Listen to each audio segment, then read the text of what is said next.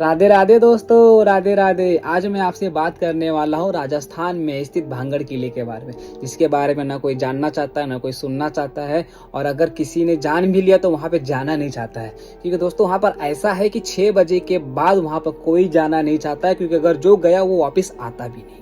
जी हाँ, ये सच्ची घटना है दोस्तों, ये सच है। वहाँ की गवर्नमेंट खुद वो कहती है कि भाई 6 बजे के बाद कोई वहाँ पर नहीं जाएगा, किसी की एंट्री नहीं, सबको रद्द कर दिया जाए।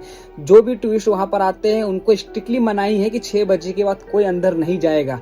और जैसे 6 बजता सारे गेट बंद हो जाते हैं, और जो इंसान अंदर होता है उसे बुलाने के लिए भी कोई जाता नहीं है दोस्तों, क्योंकि जो इंसान गया वो वापस नहीं आता है। इसकी कहानी मैं आपको समझाता हूँ किस तरीके से माधव सिंह नाम का एक राजा रहा करता था, और वो अपनी प्रजा के साथ वहाँ पे मस्त हंसी खुशी रहा करते थे। बहुत हजारों लोग, 10,000 लोग रहते थे वहाँ पर खुशी खुशी। तो राजा के मन में एक बार ऐसा आया कि क्या मैं यहाँ पर एक किला बनाता हूँ, बहुत बड़ा आलिशान, अच्छा रहेगा। बट जमीन उनकी नहीं थी, जमीन थी एक साधु संत की, जो एक कुटिया में बैठ करके प्रार्थना कर रहे थे, भक्ति में लीन थे। तो माधव सिंह उनके पास जाते हैं और कहते हैं, हे प्रभु, हे बाबा, मुझे आपकी जमीन चाहिए, मैं यहाँ पर एक आलिशान किला बनाना चाहता हूँ। तो जो साधु संत है अपनी आस्था से, अपना प्रार्थना से उठते हैं, अपनी आंखें खोलते हैं, उनकी आंखों में अलग ही चमक थी। वो माधव सिंह से कहते हैं, तुम अपना किला यहाँ पर बना सकते हो, तुम मेरी जमीन पर किला बनाओ, बिंदास बनाओ, मुझे कोई प्रॉब्लम नहीं है।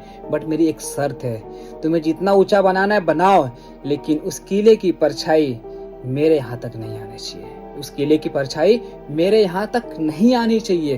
तो माधव सिंह उनसे प्रार्थना करते हैं और उन्हें वादा देते हैं कि ऐसा कुछ नहीं होगा।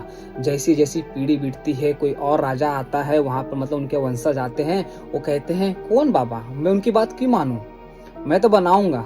भाड़ में गया उनका वादा। ये चीज हुआ।